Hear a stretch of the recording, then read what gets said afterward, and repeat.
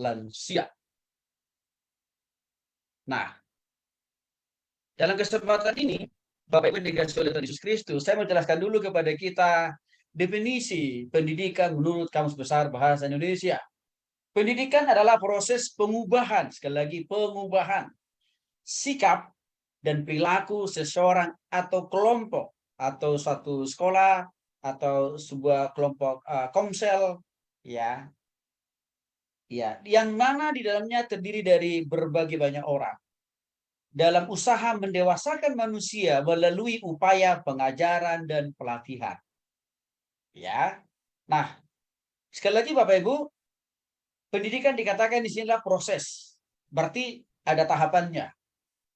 Ada durasi waktu yang dibutuhkan di dalam pembinaan itu sendiri, dalam pendidikan itu sendiri.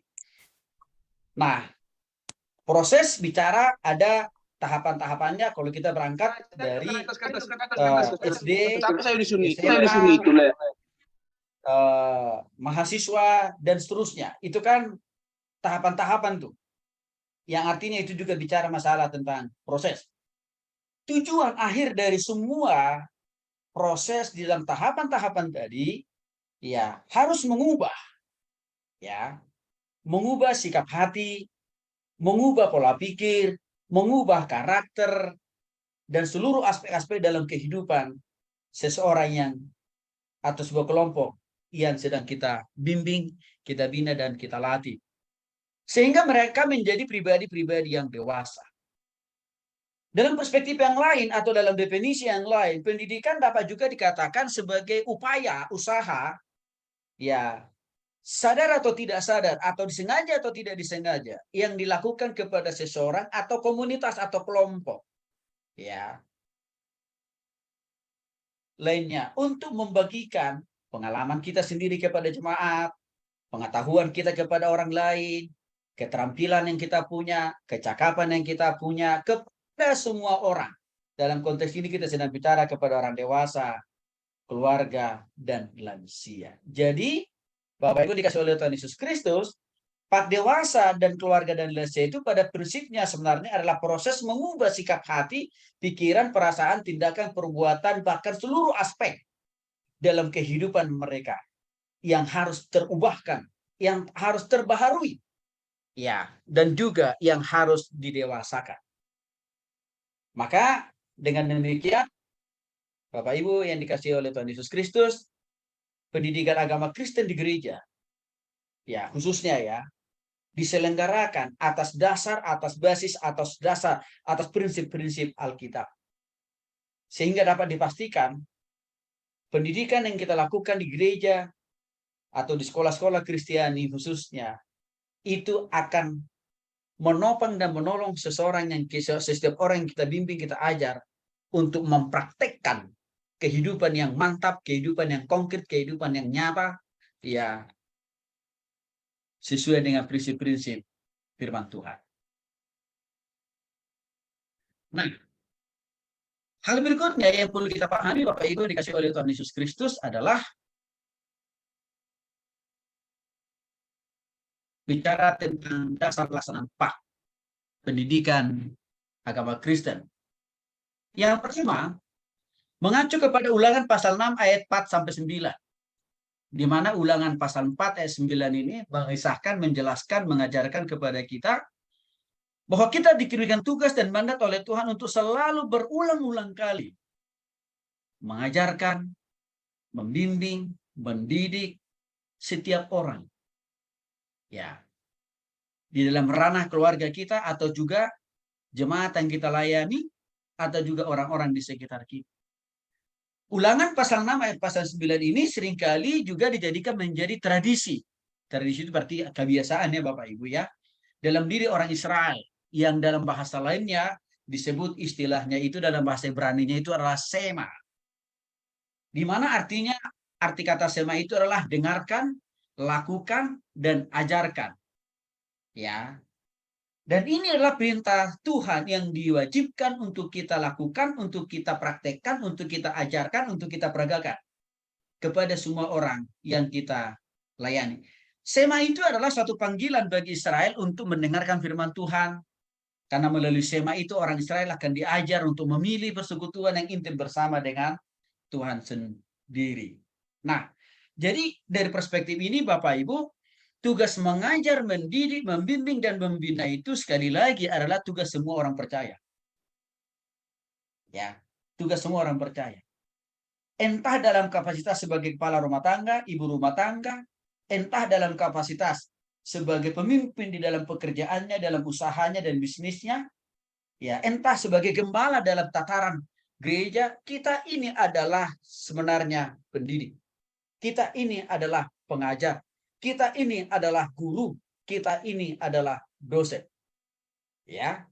Nah, maka Bapak Ibu dikasih oleh Tuhan Yesus Kristus, di dalam sema itu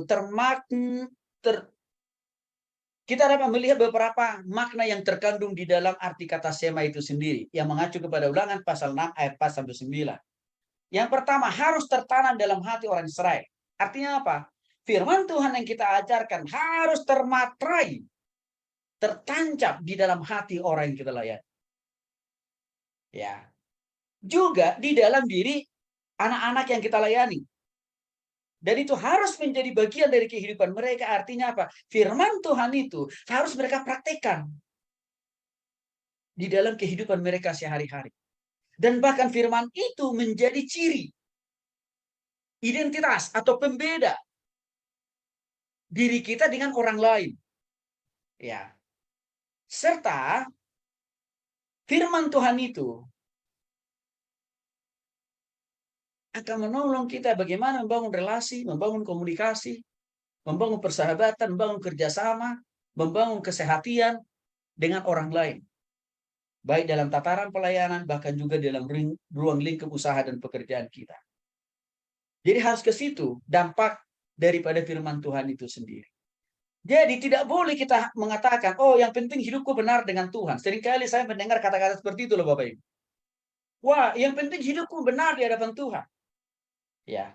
Padahal orang lain berikan saran dan masukan dan koreksi yang konstruktif buat dia supaya menjadi lebih baik. Tapi selalu dia katakan, yang penting hidupku benar di hadapan Tuhan. Nih, saat hidup gue dengan suami gue, dengan istri gue, baik kok. Tapi realitasnya, orang-orang di sekitarnya tidak mengalami damai sejahtera. Ya. Orang-orang di sekitarnya tidak melihat kehadirannya itu menjadi berkah, tapi menjadi batu sandungan. Mengapa? Karena perkataannya beda dengan cara Tuhan Yesus berkomunikasi. Sebab perkataannya kasar, brutal. Tuhan Yesus tidak memakai, tidak memilih cara-cara berkomunikasi seperti itu. Yang begini-begini saya katakan tadi suatu kekeliruan cara berpikir, bahkan suatu kesesatan cara berpikir sebenarnya itu.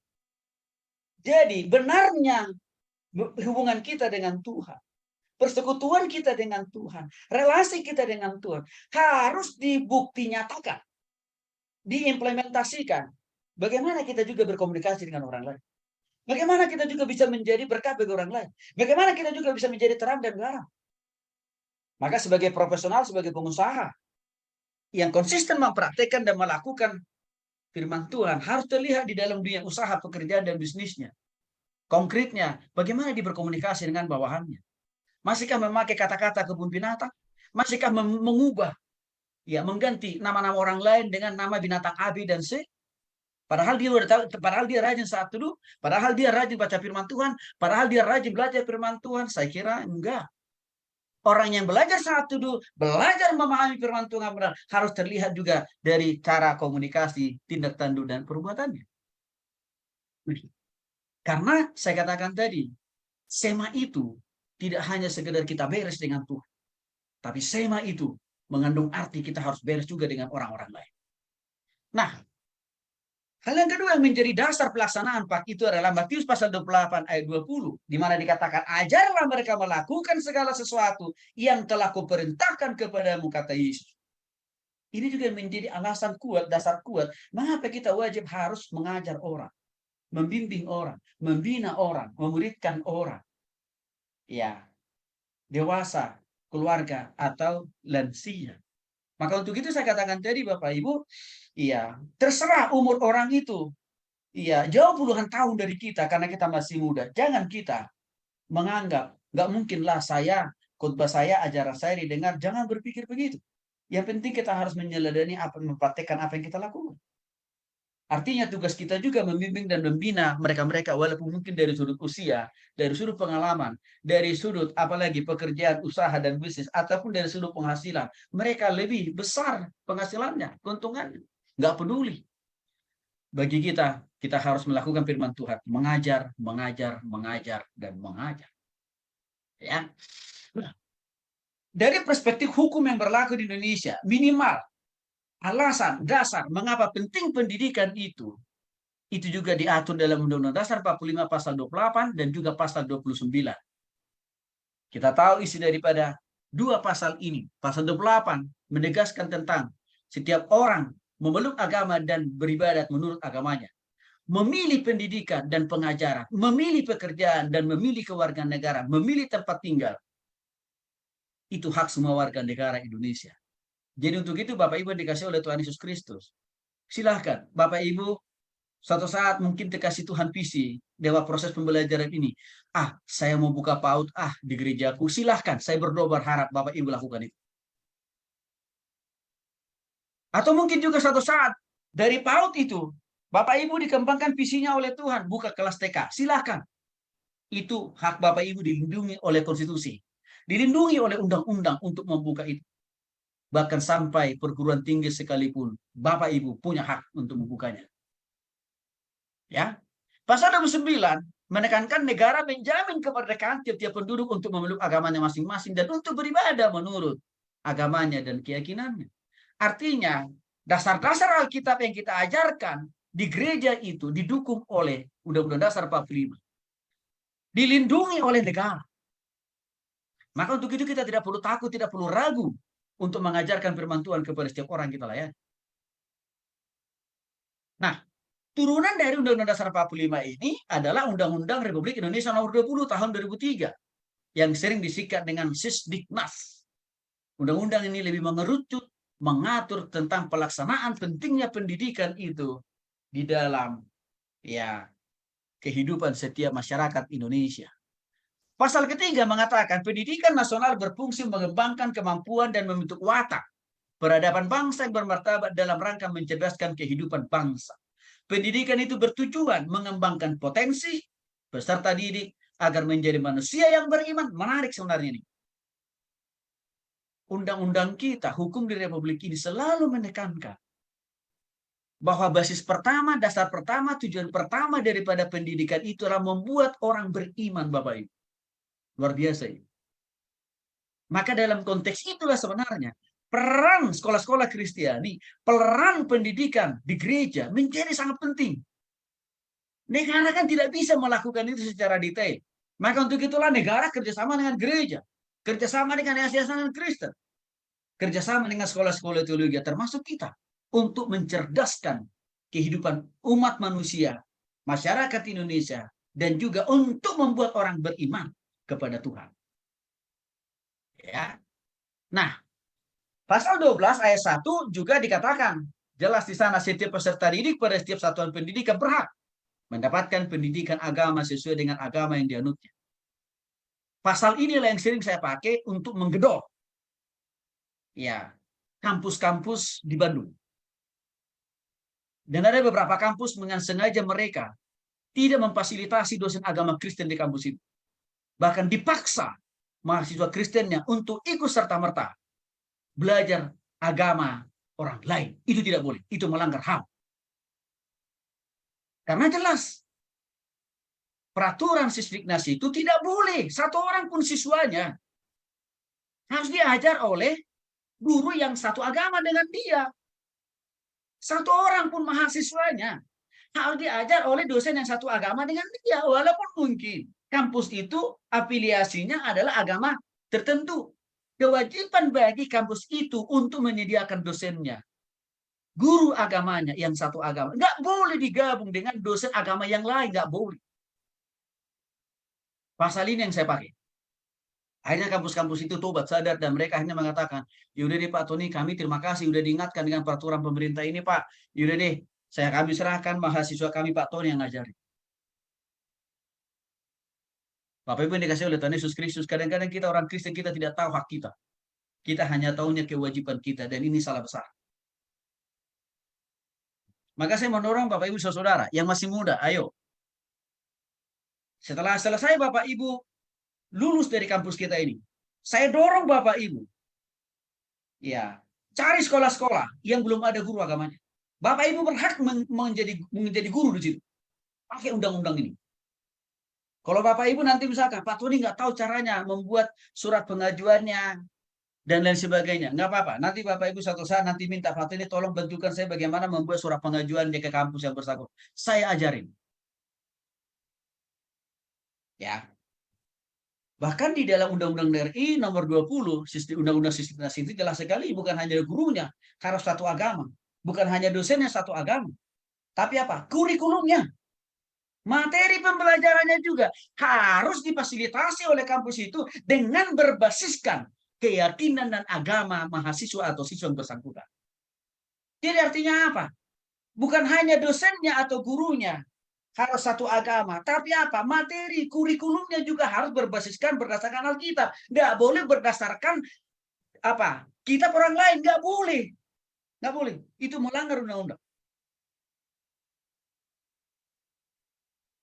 Nah, Bapak Ibu, informasi buat kita semuanya. Kalau anak Bapak Ibu sekolah negeri misalkan, tapi tidak ada guru agamanya, Bapak Ibu berhak untuk protes. Menuntut dan minta sekolah itu harus disediakan guru agamanya. Minimal Bapak Ibu sendiri ajukan jadi guru agama. Karena kenapa? Bapak Ibu kan sudah belajar juga kan? Nanti kan akan dapat juga apa? Gelar sarjana teologi atau sarjana pendidikan dan ijazah kan? Dan ijazah kita tuh legal loh Bapak Ibu. Terdaftar di Dikti. Pakai itu maksud saya. Ya, jangan kita biarkan anak kita tuh belajar yang lain. Jangan. Orang mereka punya Tuhan Yesus kok. Orang mereka punya agama juga seperti kita. Jadi kita bayar orang sekolah mereka juga kan. Apa yang kita bayarkan ke sekolah itu kita berhak meminta apa yang menjadi milik kita. Karena kewajiban kita sudah kita lakukan. Ini penting. Maka waktu saya kuliah, di antara teman-teman program doktoral, saya tantangin tuh yang dokter-dokter tuh. Jangan kita hanya dokter gelarnya, tapi nggak berani memperjuangkan hak. Tapi nggak berani memperjuangkan apa yang menjadi milik kita. Saya bilang, buat apa itu dokter? Kalau kita bergelar dokter, harus bertambah ilmunya. Harus bertambah keberaniannya, harus makin tahu apa hak kita, apa kewajiban kita. Saya bilang, di negeri ini banyak orang Kristen dokter.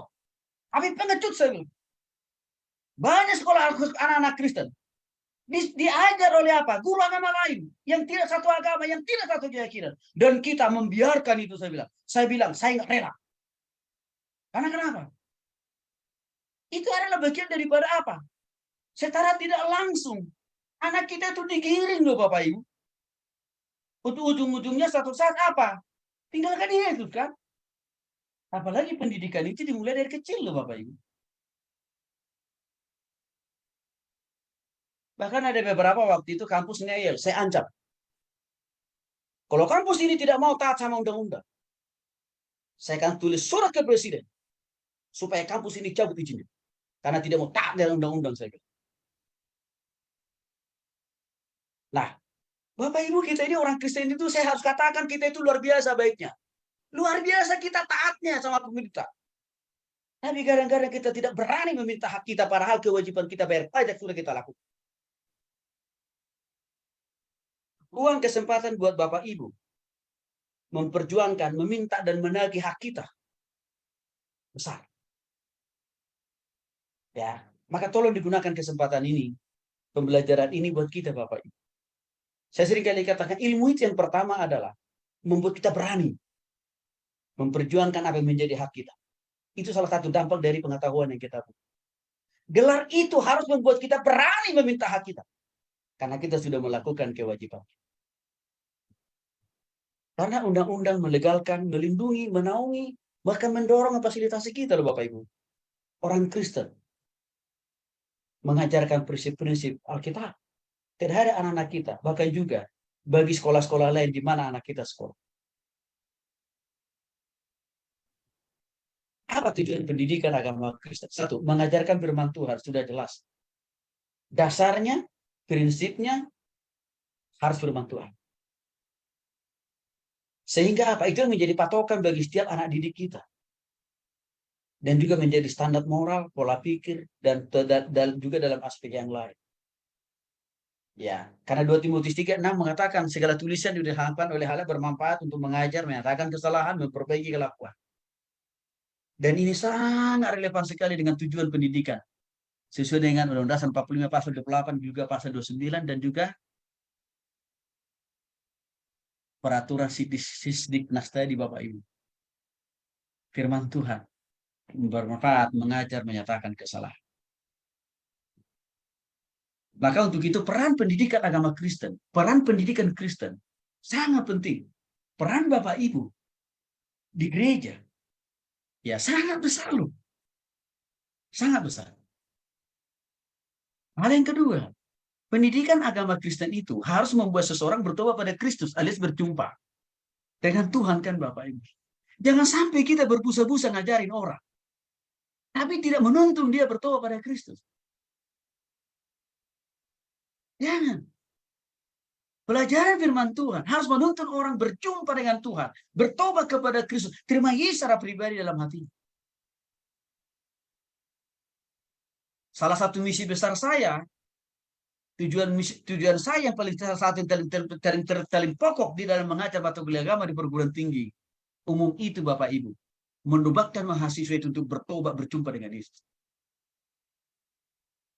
Maka setiap semester saya pasti ya minimal 1, 2, 3 kali mahasiswa yang saya layani harus bertobat, harus terima Yesus secara pribadi. Bahkan seringkali saya katakan, basis penilaian saya bilang ke mereka, bukan karena engkau bisa menjawab semua pertanyaan UTS atau UAS yang saya berikan, bukan. Itu hanya 10% pengaruhnya untuk saya memberikan nilai, saya bilang kepada mereka. Tapi dasar penilaian saya, bagaimana bukti nyata saudara sudah bertobat terima Yesus. Itu saya katakan kepada mereka. Walaupun latar belakang mereka dari sononya sudah jadi orang Kristen, tapi saya bilang maaf. Saya juga dulu dari sononya sudah orang Kristen kok, tapi saya berjumpa dan bertobat kepada Kristus justru waktu saya jadi mahasiswa. Jadi saya bilang saya sudah tahulah itu saya bilang. Nah, maksud saya Bapak Ibu dikasih oleh Tuhan Kristus. Dasar pengajaran kita itu harus menuntun orang bertobat kepada Kristus. Kita tantang dia, kita bimbing dia, kita dorong mereka. Bahkan bila penting, kita ajarin bagaimana caranya bertobat kepada Kristus. Untuk mengajar orang dewasa, keluarga, lansia sama prinsipnya. Jangan karena kita menganggap, oh orang ini sudah majelis. Ya. Lalu kita menjadi enggan untuk memberitakan Injil, untuk menantang mereka bertobat kepada Yesus. Jangan Bapak Ibu, udah tahu lah kita kan ya, Yohanes pasal 1, Yohanes pasal 3 ayat 1 sampai 6, Nikodemus kan. Ketua sinode itu Bapak Ibu. Tapi belum bertobat tidak secara pribadi. Maka maksud saya, ya jangan kita terintimidasi waktu misalkan orang ini kita lihat, wah ini mantan pejabat penting di sebuah gereja dulu, pastilah ini sudah bertobat tidak belum tentu Bapak Ibu. Maka kita tetap harus berikan ruang kesempatan bagi dia apa? Merespon Injil. Penting. Nah, maka memang kita perlu memiliki keterampilan sebagai guru, sebagai pengajar. Yang pertama, kita harus memiliki pengetahuan yang lebih. Dan saya kira ini salah satu tujuannya kenapa Bapak Ibu mau belajar di sekolah kita ini kan. Karena mau mendapatkan pemahaman dan pengetahuan yang lebih. Karena pengetahuan yang kita punya itu, maka itu akan menjadi perlengkapan, persenjataan bagi kita, menjadi amunisi buat kita. Untuk dapat juga memperlengkapi orang lain. Ya, dalam hal pengetahuan. Ya. Hal yang kedua, kita harus pakar, menguasai betul. Ya. Prinsip-prinsip Alkitab bagaimana cara mendidik orang. Jangan sampai ya kita juga tidak punya cangkul, kita juga tidak punya ilmu, lalu hanya dengan semangat 45 saya mau mengajar banyak orang. Pertanyaannya, kita mau mengajar mereka pakai apa? Dan tujuannya kemana? Maka kita harus, tadi saya katakan di awal, pengetahuan kita memang harus punya. Tapi di samping itu, ya kita juga harus bisa mengolah semua prinsip-prinsip dalam Alkitab menjadi bahan pembelajaran bagi orang-orang yang kita layani. Ya, itu tugas kita sebagai pendidik. Nah, ada beberapa karakteristik psikologi perkembangan orang dewasa. Saya berharap Bapak Ibu bisa pahami nih ya. Nih, supaya kita makin tahu nih bedanya orang dewasa dengan anak sekolah minggu dan remaja. Oke. Yang pertama, saya jelaskan dulu pengertian psikologi. Secara etimologi, secara definisi maksudnya ya.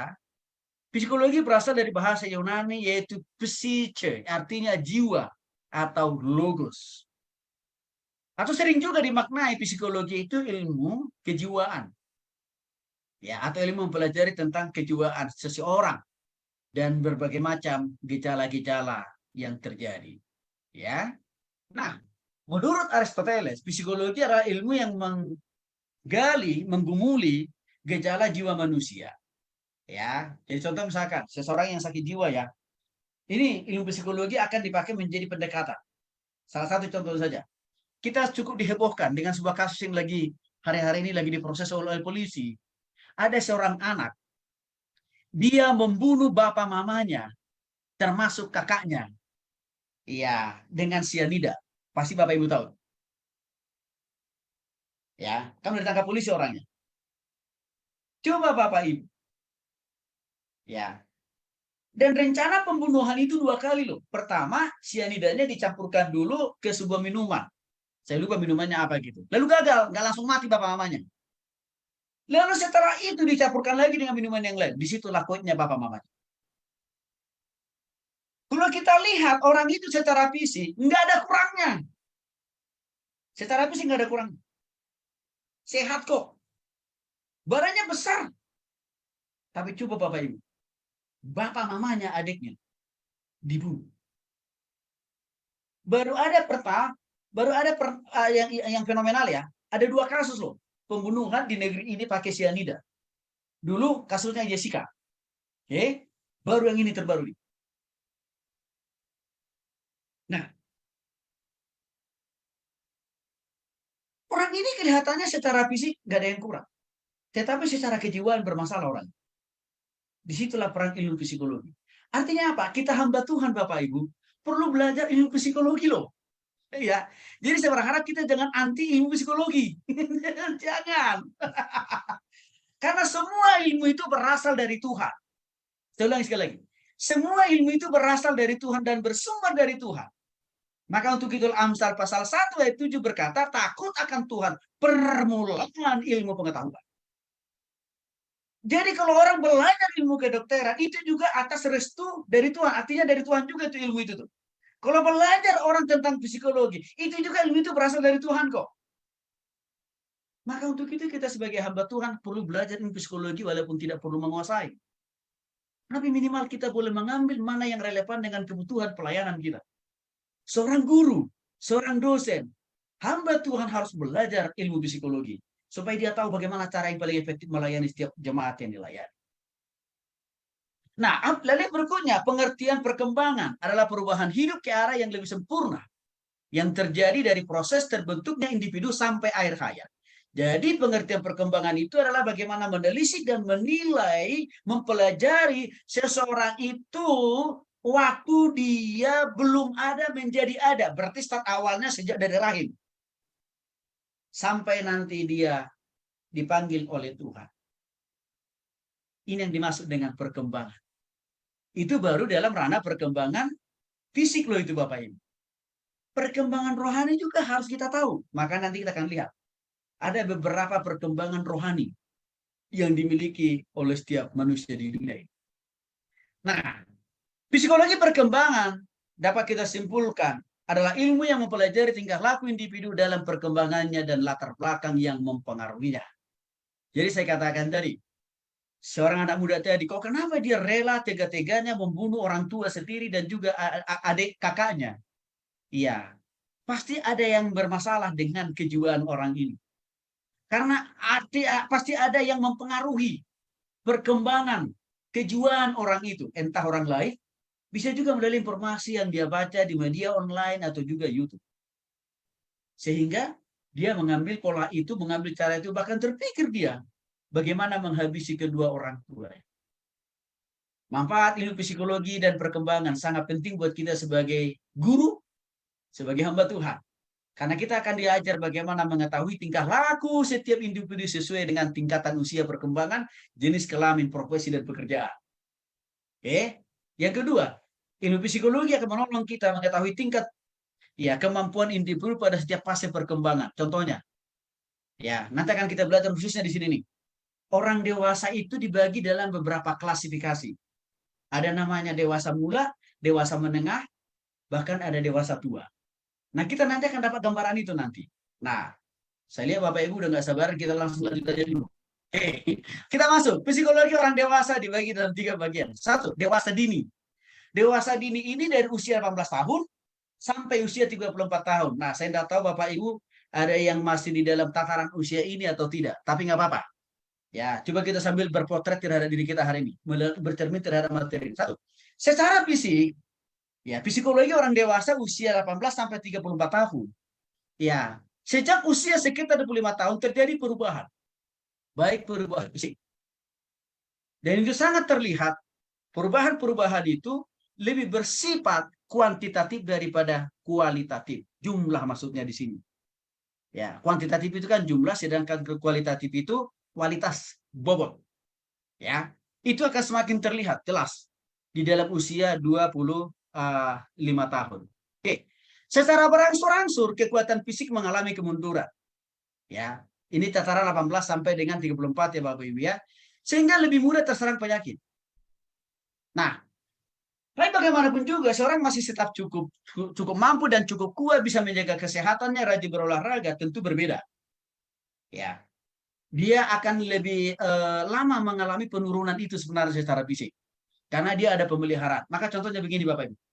Orang yang merokok, pasti penurunan secara fisik, secara kesehatan akan lebih cepat mengalami penuaan, itu sudah pasti.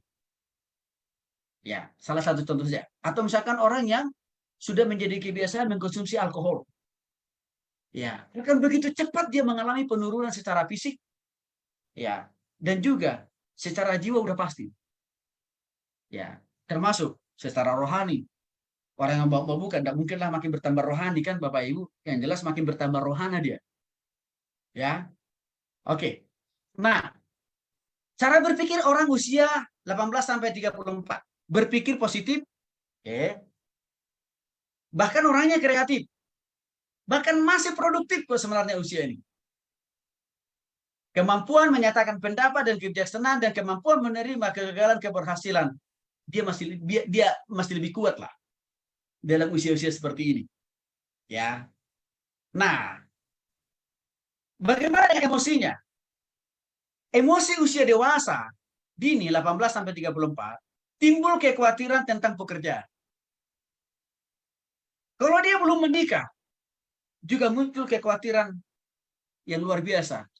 Ya, kapan, bagaimana, jangan-jangan, begitulah. Ya, tentang rumah tangganya di kemudian hari. Di sisi lain, usia seperti ini sangat punya keinginan besar, ambisi besar untuk mengejar karir.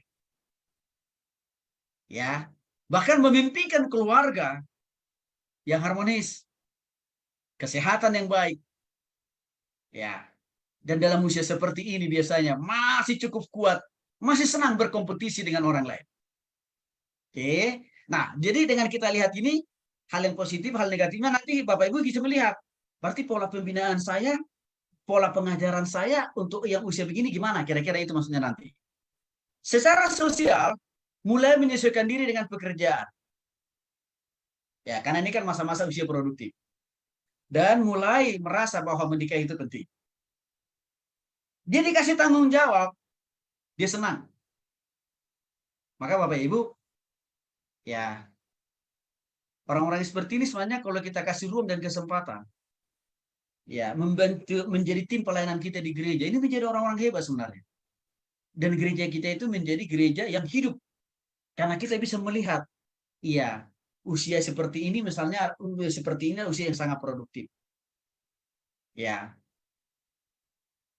Bahkan tipe yang begini sebenarnya secara sosial suka berinteraksi dengan orang lain. Ya, membangun relasi dengan orang lain. Artinya apa? Kalau kita bisa menjangkau orang-orang usia seperti ini, efektif loh Bapak Ibu. Karena dia bisa mempengaruhi orang lain. Ya, bisa membawa orang lain. Ya, untuk kita gembalakan di gereja kita. Asal kita tahu saja sebenarnya.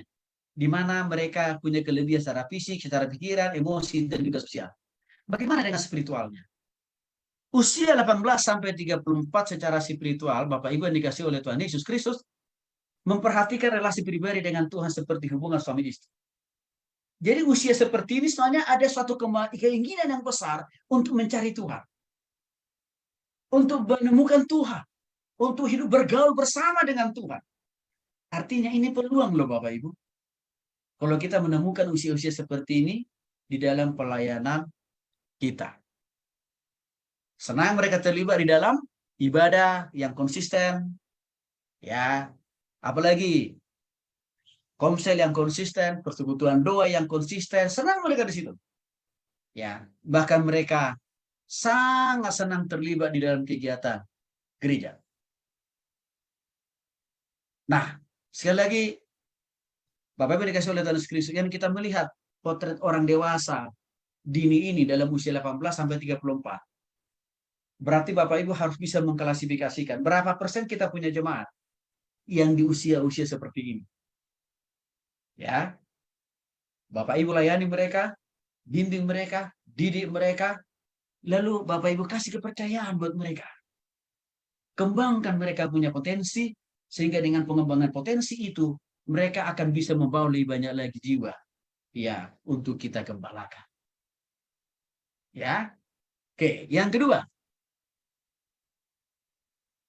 ciri-ciri dewasa madya di kisaran umur 35 sampai 60 tahun. Satu, secara fisik. Kekuatan dan energi mereka pasti mulai berkurang sesuai dengan usia. Biasanya kalau para wanita yang usia seperti ini mengalami menopause dengan akibat yang negatif. Pastilah. Ya, kalau usia 35 tahun kan wanita lebih cenderung ya sudah menopause, sehingga akan mengganggu kestabilan di dalam tubuhnya sendiri. Dan akan ada banyak hal-hal yang berubah dalam dirinya secara fisik. Kemampuan panca indera dan seksnya berkurang. Kalau sudah masuk usia 35 sampai dengan 60. Secara umum loh Bapak Ibu ya. Walaupun kadang-kadang mungkin secara pribadi ada yang berbeda-beda. Tapi secara umum kira-kira ini gambarannya. Ya, mereka cenderung menyukai pekerjaan yang kurang keras. Agak berbeda dari usia yang baru kita bahas tadi. Bapak Ibu, 18 sampai dengan 35. Kalau itu usia produktif tuh. Ya. Di sana tadi dikasih kesempatan, dikasih peluang, sambut, pakai, gunakan. Makanya itu harus efektif kita berdayakan tuh. Tapi tinggal kata kuncinya bagaimana kita meminta mereka atau tidak. Ya. Nah, kalau usia 35-60 tahun ini, mereka ini karena masalah usia kan, apalagi kalau sudah menjelang 60 ya. Udah pastilah kekuatannya berkurang, semangatnya juga berkurang secara umum loh ya. Dan cenderung saya katakan tadi menyukai pekerjaan yang kurang keras biasanya. Jadi kalau kita mau mencari ketua pembangunan gereja, baiknya sebenarnya kita cari orang-orang yang masih muda sebenarnya. Masih energi. Iya. Nah, yang berikutnya Bapak Ibu, secara pemikiran. Usia 35 sampai 60 tahun, penyesuaian terhadap peran dan pola hidup yang berubah cenderung membawa orang dewasa ke masa stres. Usia-usia seperti ini sangat mudah dan rentan mengalami stres karena tekanan. Tekanan hidup, tekanan dalam pekerjaan, usaha, bisnis, begitu ya, usia-usia seperti ini. Nah, maka kalau demikian, kita harus mampu melayani usia-usia seperti ini bagaimana mereka kuat dan tangguh menghadapi stres. Ya, pada masa ini dituntut tanggung jawab nyata dan mengevaluasi prestasinya sudah sampai di tahap mana. Artinya, usia 35 sampai 60 tahun ini bebannya makin bertambah berat, di sisi lain fisiknya makin berkurang, secara fisik dia tenaganya makin berkurang, tapi tanggung jawabnya makin bertambah besar. Maka biasanya usia seperti ini mulai melihat ke belakang. Sebenarnya saya sudah sampai di mana sih hari ini? Apa sih yang sudah saya capai? Dan biasanya mereka mulai membandingkan dengan orang lain yang satu umur. Loh, kok dia udah di situ ya? Kok saya masih di sini jauh? Nah, artinya kita di sini harus bisa memfasilitasi dan memperlengkapi mereka-mereka ini untuk tetap punya semangat hidup. Ya, walaupun secara kognitif mereka makin mengalami penurunan. Bagaimana mental intelektualnya? Semakin tua orang semakin lambat dalam belajar, meskipun masih tetap mampu dalam belajar. Ini secara umum. Maka Bapak Ibu yang dikasih oleh Tuhan Yesus Kristus, ya, Bapak Ibu yang masih tak semangat dan belajar, saya kira saya harus katakan, Bapak Ibu luar biasa. Ya, tetaplah semangat.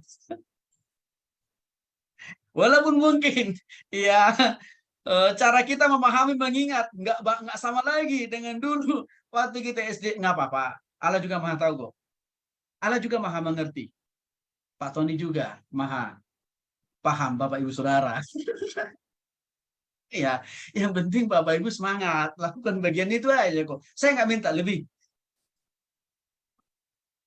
lakukan aja bagian Bapak Ibu. Oke, sisanya Tuhan yang menyempurnakan dan saya akan mengerjakan di bawah. Oke, begitu ya. Jadi, oke, itu intelektualnya ya. Sosial pergaulannya, umumnya orang muda hanya bergerak ke atas dan hanya sedikit puas. Ya, ya, lalu dia berpindah pekerjaan, pelayanan. Nah, begini Bapak Ibu. Memang usia-usia seperti ini agak rentan ya. Rentannya begini. Kalau dari usia 18 sampai dengan usia 35, mereka itu memang eh, semangatnya besar, ditopang dengan tenaganya yang masih tersedia cukup banyak. Tapi di sini kita agak dilema. Ya, dilemanya apa? Impian kita mungkin masih ada mau kita garap, tapi kita dibatasi oleh tenaga. Begitu ya. Maka begini Bapak Ibu. Kalau kita sudah masuk di atas usia 35 sampai dengan 60 tahun, hendaknya ya pekerjaan yang kita pilih, usaha yang kita pilih, pelayanan yang kita pilih sudah fokus. Jangan lagi berpindah-pindah pelayanan. Ya, sudah harus fokus itu. Ya, kalau misalkan para profesional nih, kalau sudah usia 50, jangan lagi kerjanya resign terus kerjanya. Kalau Bapak Ibu resign, lalu di dunia mana Bapak Ibu bisa terima? Karena dalam usia seperti ini kan kita punya tanggung jawab besar, punya istri, punya anak, dan orang-orang sekitar kita. Maka seringkali saya katakan usia seperti ini, kalau mengambil keputusan, hati-hati. Jangan hanya karena tersinggung, lalu langsung berpikir apa? Resign, resign. Belum tentu itu rencana Tuhan. Gitu. Karena kenapa? Ketersinggungan itu kan sebenarnya bisa juga karena kita salah. Bisa juga karena kita memang tidak benar, kan gitu. Maka menjadi satu kewajaran kalau kita ditegur dong, kan gitu. Karena dalam teguran pun Tuhan juga mendidik orang, kan? Gitu.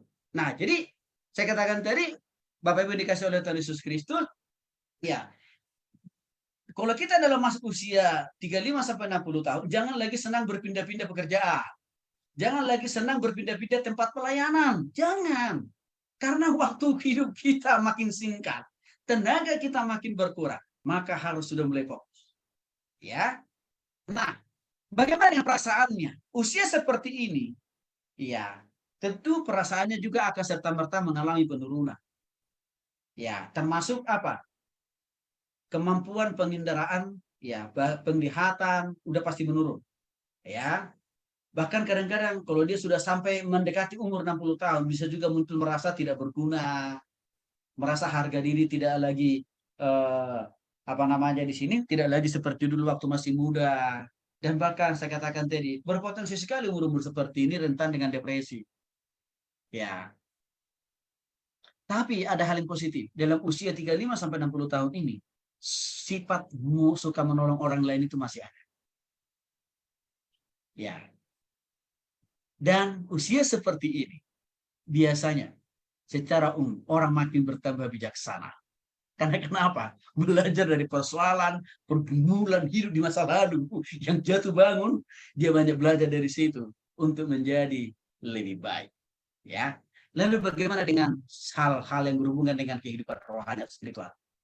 Orang pada usia seperti ini, saudaraku, menilai kembali tanggung jawab kedewasaannya dan pelayanannya di dalam gereja.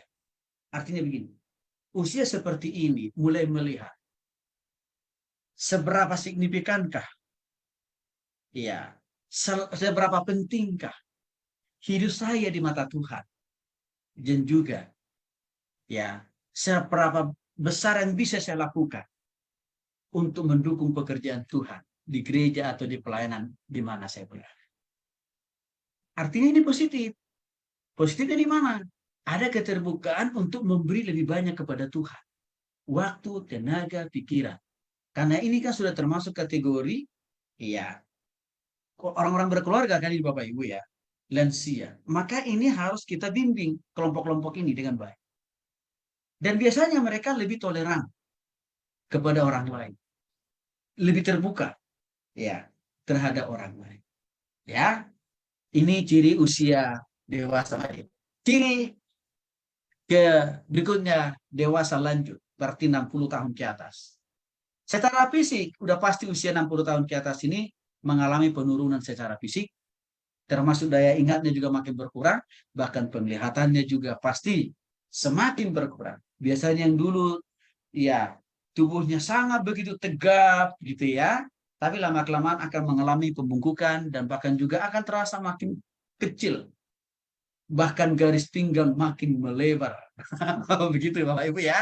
Oke. Nah, tapi sekali lagi ini kan gambaran umum. Nah, untuk yang usia seperti ini, berarti kita harus juga punya metode pengajaran pembimbingan yang lebih bersifat apa? Meyakinkan mereka. Firman Tuhan berkata, sampai memutih rambutmu, aku tetap akan menggendong. Artinya apa? Usia-usia seperti ini harus kita bimbing, kita ajar, kita didik, kita muridkan untuk tetap menaruh pengharapan kepada Tuhan walaupun usia mereka makin mengalami penurunan. Bagaimana cara berpikir orang usia 60 tahun ke atas? Biasanya pasti lebih berhati-hati dalam belajar. Ya, bahkan mereka memerlukan waktu yang lebih banyak untuk mengintegrasikan, mengingat kembali jawaban mereka yang dulu. Memang kelemahan lain, kurang mampu mempelajari hal-hal yang baru. Sehingga kadang-kadang kalau kita berhadapan dengan jemaat usia 60 tahun ke atas ini, Bapak Ibu, jangan kita pakai bahasa-bahasa ilmiah. Jangan ya. Jangan kita pakai bahasa-bahasa Ibrani, Yunani. Nggak masuk di pikiran mereka itu. Ya, kadang-kadang teman-teman saya yang dokter-dokter itu, saudara ya, supaya kelihatan keren dia begitu ya. Dia selalu pakai bahasa Yunani dan Ibrani. Padahal ini jemaat-jemaat awam. Begitu.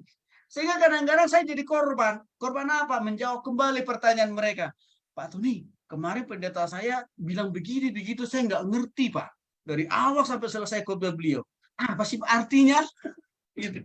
Nah, Bapak Ibu, ilmu kita yang banyak, gelar kita yang tinggi tidak diukur oleh istilah-istilah yang kita pakai, bukan. Tapi bagaimana firman itu semakin mudah dipahami orang, semakin mudah juga dipraktekkan orang itu dalam hidupnya. Di situ, ya, letak bobot keilmuan kita, Bapak Ibu. Jadi jangan terjebak ya. Ya, jadi karena itu untuk melayani orang-orang lansia, saya katakan tadi, mereka udah nggak paham, nggak ngerti, nggak butuh kayak gitu-gitu tuh. Ya, oke. Terus apa lagi? Keinginan untuk berpikir kreatif pasti berkurang. Ya, sesuai dengan usia lah Bapak Ibu. Ya. Bahkan menurut survei saudara, ya 5 sampai 10% dari neuron itu sel saraf ya di otak kita berhenti tumbuh sampai kita usia 70 tahun. Setelah itu hilang sel-sel saraf dari pikiran kita.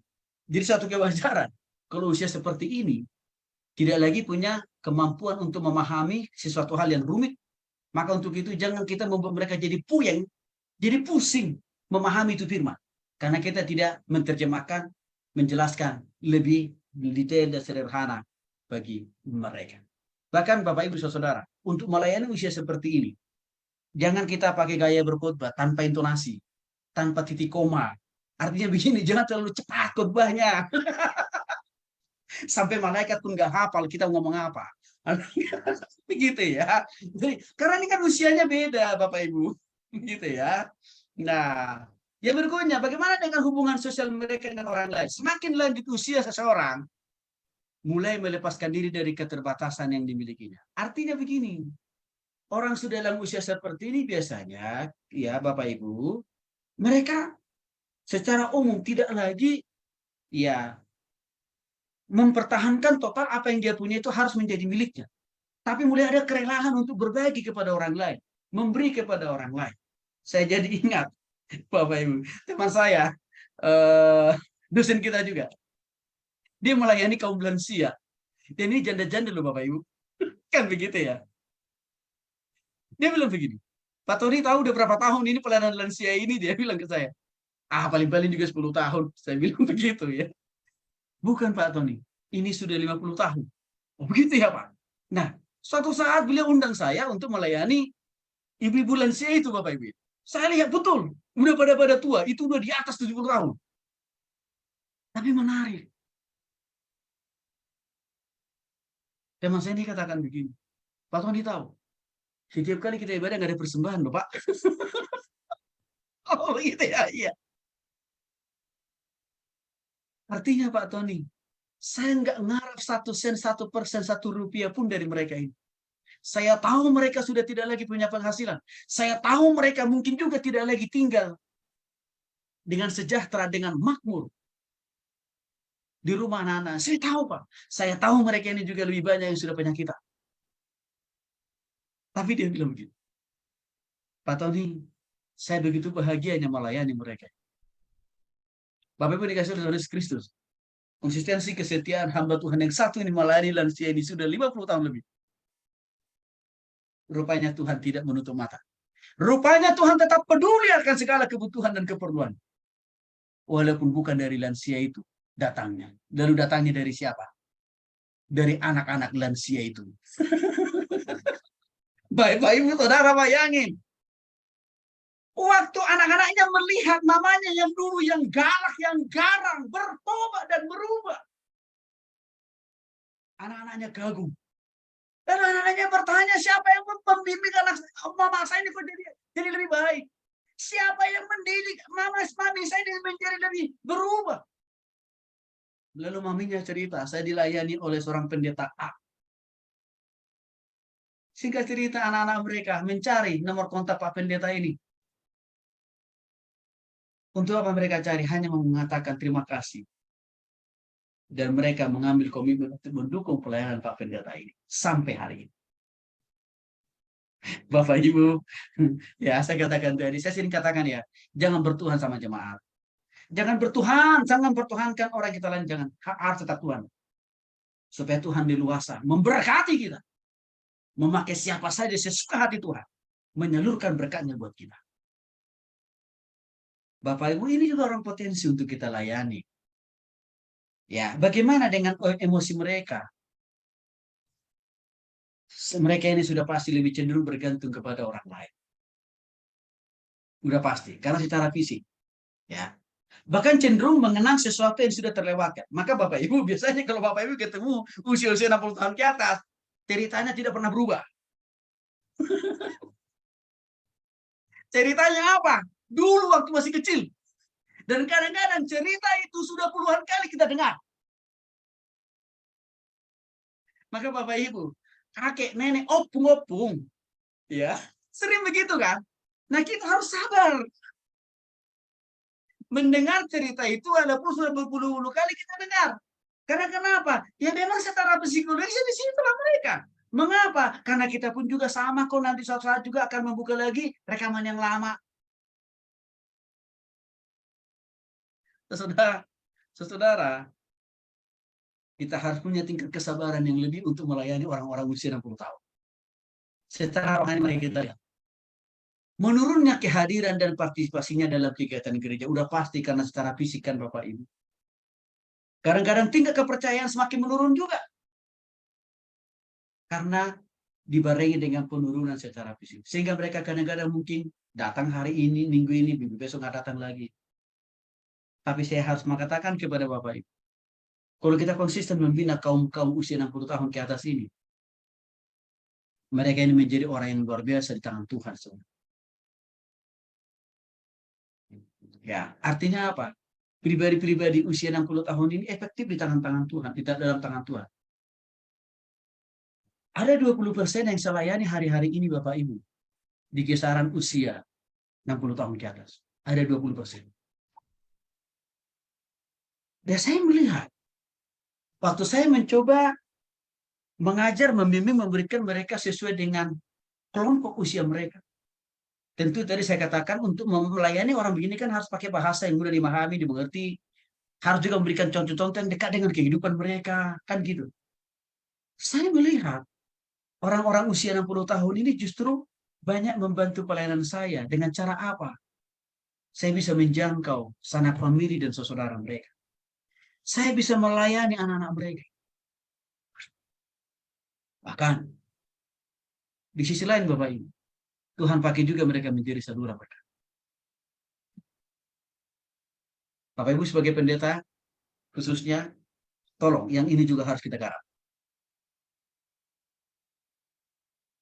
Di luar itu, orang-orang tua kita loh Bapak Ibu, jangan lupa ya, orang tua, mertua kita, ada mungkin di usia sini kan. Artinya apa? Tugas Bapak Ibu Saudara dan saya juga kan melayani mereka. Orang-orang tua kita yang sudah usia seperti ini. Maka kalau orang tua atau mertua kita senang curhat ke kita gitu ya. Lalu curhatan mereka itu tetap cerita lama. Jangan bosan dengarnya. Ya, dengarkan saja. Karena memang dunianya mereka di situ sekarang. Tapi waktu kita dengar, mari kita sisipkan firman Tuhan di sana. Mari kita sampaikan kebenaran firman Tuhan di situ. Ya, supaya mereka mendapatkan asupan makanan. Nah, Bapak Ibu dikasih oleh Yesus Kristus, kita masuk lebih jauh sedikit lagi. Ya, media, pentingnya kita memakai media pembelajaran untuk orang dewasa. Ya, media itu di dalam media itu kan terkandung dua hal. Yang pertama alat, yang kedua isi pesannya. Ya, maka dalam hal ini Bapak Ibu saudaraku, penting kita memperhatikan dua hal ini. Kebenaran firman Tuhan yang mau kita sampaikan adalah pesan, itu pesannya. Tapi jangan lupa, perlu kita pikirkan alat. Supaya firman Tuhan itu mudah dipahami oleh orang yang kita dengar, orang yang kita layani. Kita butuh alat. Maka dalam hal ini dari sini dikatakan Bapak Ibu dikasih oleh Yesus Kristus. Kita perlu mempersiapkan peralatan-peralatan itu. Sebenarnya kita bersyukur di zaman modern sekarang ini, kita bisa mempergunakan banyak sarana untuk menyampaikan firman Tuhan. Contohnya misalkan dengan media, memutarkan media film, video, atau YouTube. Kan itu menjadi perpanjangan tangan Tuhan. Untuk itulah sebenarnya beberapa lembaga misi yang lain, taruhlah misalkan LI, mereka membuat, menerjemahkan Alkitab di dalam berbagai versi. Bukan hanya berbagai bahasa, tapi juga ada yang dalam bentuk aplikasi, bahkan ada yang dalam bentuk suara kan Bapak Ibu. Bahkan ada sekarang, lengkap dengan filmnya. Nah, semua itu bisa kita pakai sebenarnya untuk melayani kaum dewasa, entah yang sudah berkeluarga atau sudah lansia.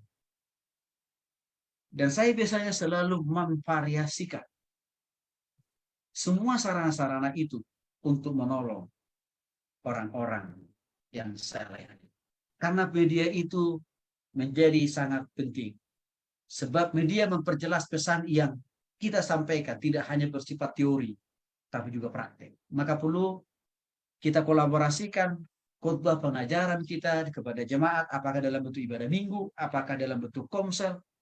Ya, kita putarkan misalkan kesaksian hidup orang yang sudah tersedia di dalam YouTube. Itu membuat variasi. Media itu akan mengatasi keterbatasan ruang, waktu, tenaga, dan daya. Ya, Bapak Ibu dikasih oleh Tuhan Kristus, kenapa selalu saya rekam bahan pelajaran kita ini? Supaya Bapak Ibu kembali bisa mendengarkan, bisa menonton itu kembali, mengingat itu kembali. Ya, media akan mendorong orang untuk belajar interaksi langsung. Ya, melihat langsung contoh-contoh real dari konsep, dari teori, ya firman Tuhan yang sudah kita jelaskan. Untuk itulah kenapa film Yesus itu perlu dibuat. Supaya orang bisa tahu, oh kira-kira beginilah ya gambaran cerita tentang Yesus di Alkitab dan realnya ini. Media memungkinkan orang kita lanjut belajar mandiri sesuai dengan bakat dan kemampuan visual, auditori, dan kinestetik mereka. Ada kemandirian dengan adanya yang pergunakan media. Nah, dan juga media merangsang, mendorong, memberikan stimulasi bagi setiap orang untuk terus ya mau belajar dari. Nah, Bapak Ibu yang dikasih oleh Tuhan Yesus Kristus, saya kira ini yang perlu saya sampaikan di bagian sesi yang kedua ini. Nanti Bapak Ibu bisa pelajari lagi sisanya ya di dalam topik-topik yang lain. Tuhan Yesus memberkati.